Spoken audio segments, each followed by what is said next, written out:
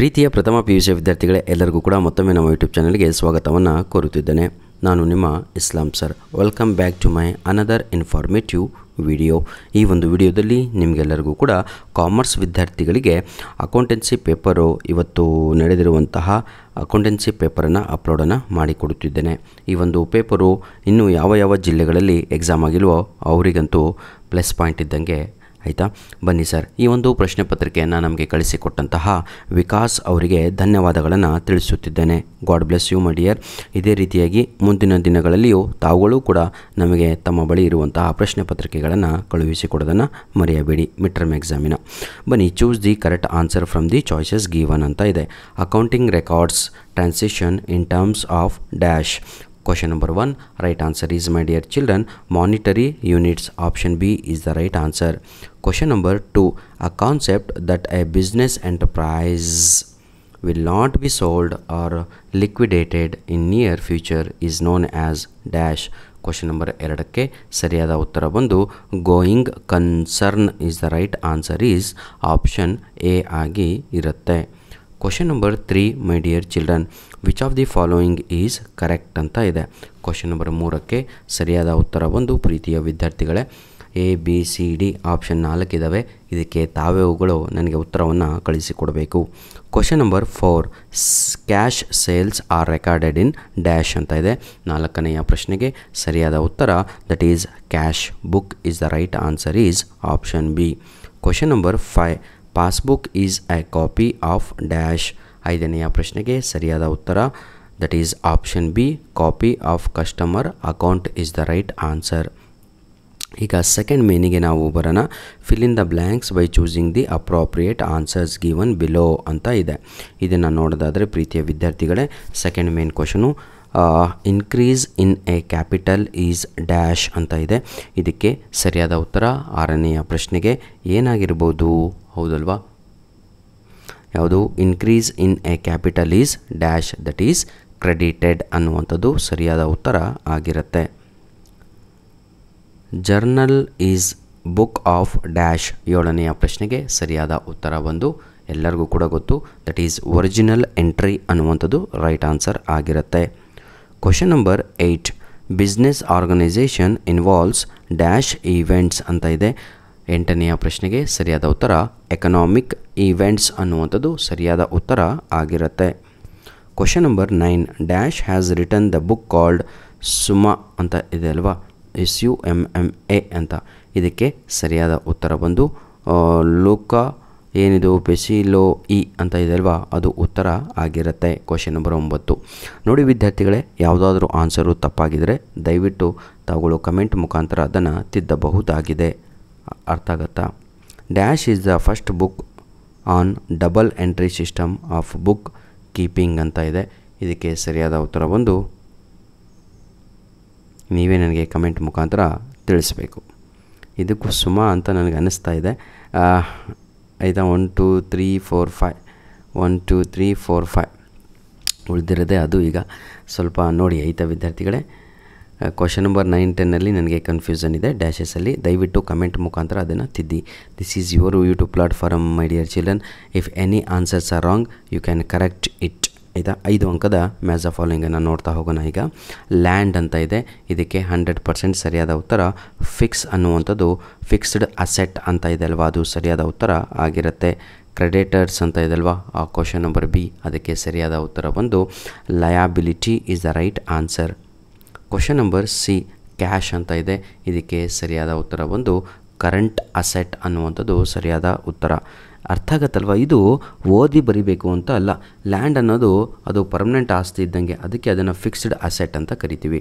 ಈಗ ಕ್ರೆಡಿಟರ್ಸ್ ಅಂತ ಇದೆ, ಹೌದಲ್ವಾ, ಅದನ್ನು ನಾವು ಲಯಬಿಲಿಟಿ ಅಂತ ಹೇಳ್ತೀವಿ. ಕ್ಯಾಶ್ ಅಂತ ಇದೆ, ಇವತ್ತು ಕ್ಯಾಶ್ ಇವತ್ತು ಬಂದರೆ ಅದು ಕರೆಂಟ್ ಅಸೆಟ್ ಇದ್ದಂಗೆ, ಇವತ್ತು ನಾಳೆ ಇರುತ್ತೋ ಇಲ್ಲೋ ಗೊತ್ತಿಲ್ಲ ನಮ್ಮ ಹತ್ರ. ನೆಕ್ಸ್ಟು ಕ್ವಶನ್ ನಂಬರ್ 4, ಸ್ಯಾಲ್ರಿ ಅಂತ ಇದೆ. ಸ್ಯಾಲ್ರಿ ಅನ್ನುವಂಥದ್ದು ಎಕ್ಸ್ಪೆನ್ಸ್ ಅಂತ ಕರಿತೀವಿ. ಇಂಟ್ರೆಸ್ಟ್ ರಿಸೀವ್ಡ್ ಅಂತ ಇದೆ. ಅದಕ್ಕೆ ಸರಿಯಾದ ಉತ್ತರ ಇನ್ಕಮ್ ಅಂತ ಕರೆಯುತ್ತೇವೆ. ಈಗ 1 ಅಂಕದ ಪ್ರಶ್ನೆಗಳನ್ನು ನಾವು ಈಗ ನೋಡೋಣ. Answer the following in 1 sentences. Each question carries 1 mark. Expand GAAP ಅಂತ ಇದೆ. ಭಾಳ ಈಸಿ ಅಲ್ವಾ? 1 ಲೈನ್ ಬರೆದ್ರೆ 1 ಮಾರ್ಕ್ಸು ಕಣ್ರಿ. ಜನರಲ್, ಹೌದಲ್ವಾ? Generally accepted accounting principles is the right answer. Question number 13, give one example of current asset ಅಂತ ಇದೆ.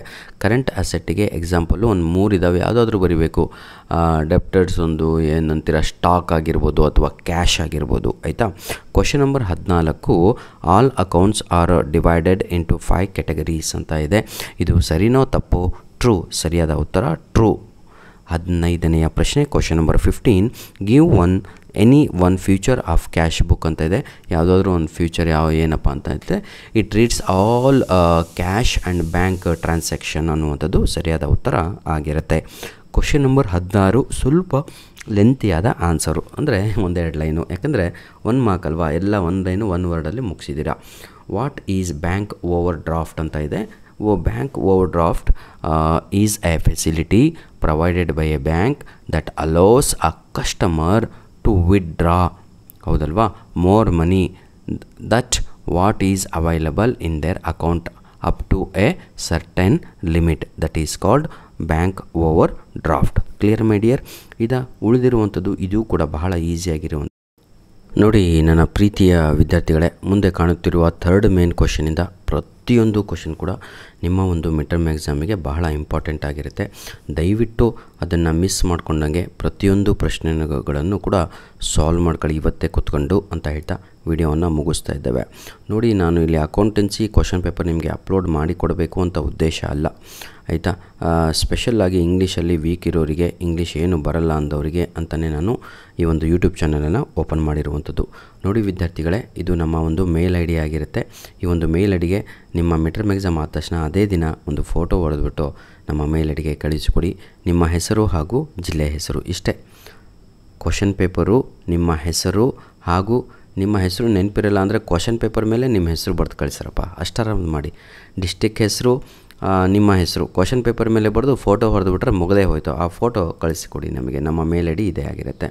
ನೋಡಿ ವಿದ್ಯಾರ್ಥಿಗಳೇ, ಇಂಗ್ಲೀಷಲ್ಲಿ ವೀಕ್ ಇರೋರು ಫಸ್ಟ್ ಇಯರ್ PUC ವಿದ್ಯಾರ್ಥಿಗಳಿಗೆ ಈಗಾಗಲೇ ನಾನು chapter wise fix questions important 1 short video ಅಂತ ಒಂದು ಮಾಡಿದ್ದೇನೆ. 33 ನಿಮಿಷ ಇದೆ. ಅದನ್ನು ಯಾರು ಕರೆಕ್ಟಾಗಿ ಪೂರ್ತಿ ವಿಡಿಯೋ ನೋಡಿದ್ರೋ 75 ಫಿಕ್ಸು, 80ಕ್ಕೆ. ಇಷ್ಟಂತೂ ನೆನ್ಪಿಟ್ಕೊಳ್ಬೇಕಾರೆ ಎಕ್ಸಾಮ್ ಆದಮೇಲೆ ವಿದ್ಯಾರ್ಥಿಗಳೇ ನಿಮ್ಮ ಕ್ವಶನ್ ಪೇಪರು ಹಾಗೂ 33 ನಿಮಿಷದ ವಿಡಿಯೋ ಇಟ್ಕೊಂಡು ಕೂತ್ಕೊಂಡ್ರೆ ನಿಮಗೆ ಅನಿಸುತ್ತೆ ಕ್ವಶನ್ ಪೇಪರ್ ಫಸ್ಟಿಗೆ ಲೀಕ್ ಮಾಡಿದ್ರಲ್ಲ ಇಸ್ಲಾಂ ಸರು ಅಂತ. ಕ್ವಶನ್ ಪೇಪರ್ ಲೀಕ್ ಅಲ್ಲ ಕಣ್ರಿ, ಎಕ್ಸ್ಪೀರಿಯೆನ್ಸು ನಿಮ್ಮ ಹತ್ರ ಶೇರ್ ಮಾಡ್ಕೊತ ಇದ್ದೀವಿ. ಆ ಎಕ್ಸ್ಪೀರಿಯೆನ್ಸು ಆ ಕ್ವಶನ್ ಪೇಪರಲ್ಲಿ ಕಾಣುತ್ತೆ. ಧನ್ಯವಾದಗಳು, ಆಯಿತಾ. ನೋಡಿ ವಿದ್ಯಾರ್ಥಿಗಳೇ, ಇದೇ ವಿಡಿಯೋದ ಡಿಸ್ಕ್ರಿಪ್ಷನ್ ಬಾಕ್ಸಲ್ಲಿ ನಿಮಗೆ ನಾನು ಅಕೌಂಟೆನ್ಸಿ, ಆಯಿತಾ, ಅಕೌಂಟೆನ್ಸಿ ಅಂತೀನಿ, ಇಂಗ್ಲೀಷ್ ಕ್ವಶನ್ ಪೇಪರಿನ ಲಿಂಕ್ಸ್ಗಳನ್ನು ನೀಡಿರ್ತೇನೆ. ಯಾವುದು ಗ್ರಾಮರು, ಮಿಡ್ ಟರ್ಮ್ ಎಕ್ಸಾಮಿಗೆ ಬರುವಂಥ ಫಿಕ್ಸ್ ಗ್ರಾಮರಿನ ಲಿಂಕ್ಸ್ಗಳನ್ನು ನೀಡಿರ್ತೇನೆ. ಲೆಟ್ರೇಟಿಂಗ್ ಆಗಿರ್ಬೋದು, ಅದಾಗಿರ್ಬೋದು, ಎಲ್ಲದೂ ಕೂಡ. ಜೊತೆಗೆ ಇಂಗ್ಲೀಷು ಇಂಪಾರ್ಟೆಂಟ್ ಕ್ವಶನ್ಸ್ಗಳನ್ನು ಲಿಂಕನ್ನು ನೀಡಿರ್ತೇನೆ. ಅದನ್ನು ತಾವುಗಳು ಯುಟಿಲೈಸ್ ಮಾಡಿಕೊಂಡು ಔಟ್ ಎಕ್ಸಾಮಲ್ಲಿ ತೆಗೀರಿ ಅಂತ ಹೇಳ್ತಾ ವಿಡಿಯೋವನ್ನು ಇಲ್ಲಿಗೆ ಮುಗಿಸ್ತಾ ಇದ್ದೇವೆ. ಧನ್ಯವಾದಗಳು. ಏನಾದರೂ ಡೌಟ್ ಇದ್ದಲ್ಲಿ ತಾವುಗಳು ಕಮೆಂಟ್ ಮುಖಾಂತರ ನಮಗೆ ತಿಳಿಸಬಹುದು. ಈಗಾಗಲೇ ನಾವು ಹಲವಾರು ವಿದ್ಯಾರ್ಥಿಗಳಿಗೆ ಯಾರೆಲ್ಲ ನಮಗೆ ಯೂನಿಟ್ ಟೆಸ್ಟ್ 1 ಕ್ವಶನ್ ಪೇಪರ್ ಕಳಿಸ್ಕೊಟ್ಟಿದ್ರೋ, ಅಕೌಂಟೆನ್ಸಿ ಆಗಿರ್ಬೋದು, ಬಿಸ್ನೆಸ್ ಆಗಿರ್ಬೋದು, ಎಕನಾಮಿಕ್ಸ್ ಆಗಿರ್ಬೋದು, ಅವರೆಲ್ಲರಿಗೂ ಕೂಡ ನಾವು ಏನಂತೀರ ಮಿಡ್ ಟರ್ಮ್ ಎಕ್ಸಾಮ್ ಪ್ರಿಪ್ರೇಷನ್ಗೆ ಇಂಪಾರ್ಟೆಂಟ್ ಕ್ವಶನ್ಸ್ಗಳನ್ನು ಕಳಿಸಿಕೊಟ್ಟಿದ್ದೇವೆ. ಅರ್ಥ ಆಗತ್ತಲ್ವ? ಎಲ್ಲರಿಗೂ ಕೂಡ ಗೊತ್ತು, ವಿಡಿಯೋ ನೋಡ್ತಾ ಇರೋರಿಗೂ ಕೂಡ. ಯಾರೆಲ್ಲ ನಮಗೆ ಯಾವುದು ಯೂನಿಟ್ ಟೆಸ್ಟ್ 1ರ ಪ್ರಶ್ನೆ ಪತ್ರಿಕೆಗಳನ್ನು ಕಳಿಸಿಕೊಟ್ಟಿದ್ರು ಫಸ್ಟ್ ಇಯರ್ PUCದು, ಆರ್ಟ್ಸು ಆಗಿರ್ಬೋದು ಅಥವಾ ಕಾಮರ್ಸು, ಅವರಿಗೆಲ್ಲರಿಗೂ ಕೂಡ ನಾವು ಏನಂತೀರ ಮಿಡ್ ಟರ್ಮ್ ಎಕ್ಸಾಮಿನ ಪ್ರೀವಿಯಸ್ ಇಯರ್ ಕ್ವಶನ್ ಪೇಪರ್ಸ್ಗಳನ್ನು ಕಳಿಸಿಕೊಟ್ಟಿದ್ದೇವೆ. ಧನ್ಯವಾದಗಳು.